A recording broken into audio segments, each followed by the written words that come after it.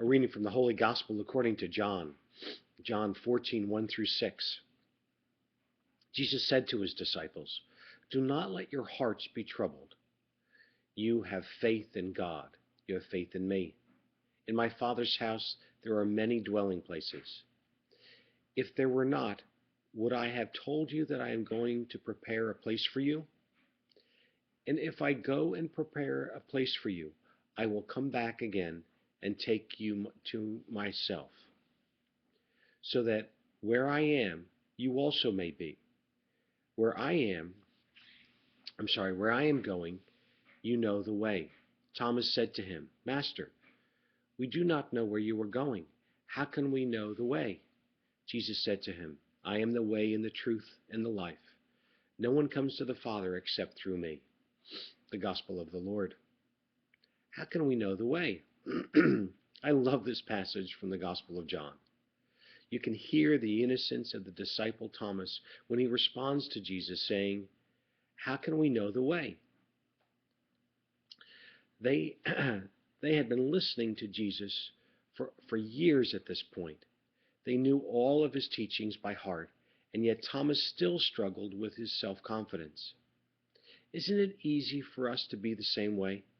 For us to doubt our ability to follow on Jesus' path, even when we know what we have been taught? Here's a recommendation. When we first learned to ride a bike, it seemed like an impossible task. Balancing side to side, pedaling, and avoiding all obstacles around us just seemed completely impossible.